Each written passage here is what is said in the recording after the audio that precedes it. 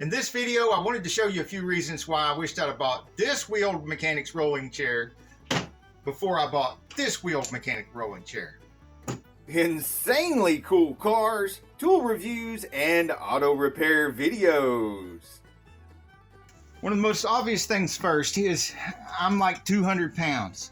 So after a while, this board right here, which you can see is, I'm reckoning about a 1/4 inch thick. And here, if you move that padding out of the way, this one is more like a 1/2 inch thick, about twice the thickness. So when you compress, and the padding is a little bit denser. This is softer and just squishes down, and then you hit them right on the board, and then eventually the board breaks, as this one did. This one's so much more solid. Then that weight transfers down to these struts, which hold it to the base. And this is obviously a lot thinner. It's not even an L. It's certainly not a square. And this is a lot thicker, and it's a square. So yeah, it doesn't have a brace coming from here down to here, but it doesn't need it because there's a lot more metal here. And that brings me to a third point, which is when I'm sitting in the chair and I try to reach around to the side, I've got to go in front or behind this bar right here. When I'm sitting on this one facing the same direction and I reach down beside myself, I've got a free space right here. I can just reach in and grab whatever I want and pull it out the side. And unlike this one, I'm trying to come out the side and I hit and knock the thing out of my hand. It's not going to happen here.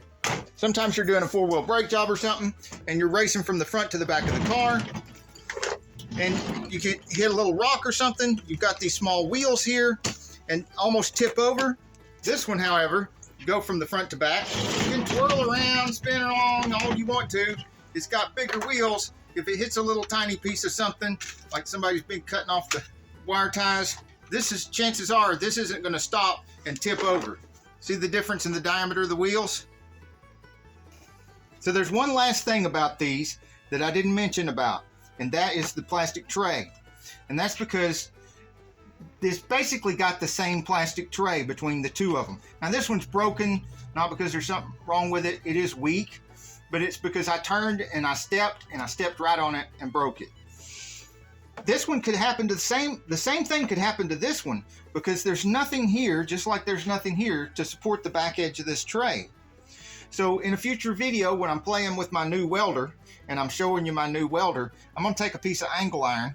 I'll probably have to take these rear wheels off to fit it in here, but I'll put a piece of angle iron here and I'll either drill holes in it to where the wheels will hold it on, or I'll take my new welder and tack weld it to here so that it'll be a brace to hold that, and that way if I step on this one it won't be broke like that.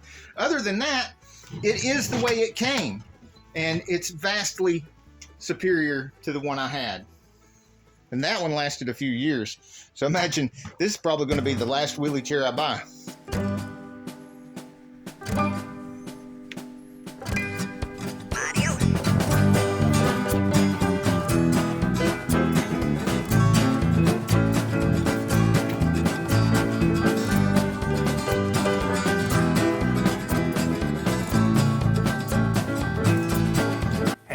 If you like this video, we got a whole lot more. We got tool reviews, we've got repair videos, we've got show car videos, hot rods, mod rods, you name it. If it's got wheels on it and an engine, it's probably on this channel. So subscribe, like, and binge watch Saneauto. Binge watch Saneauto.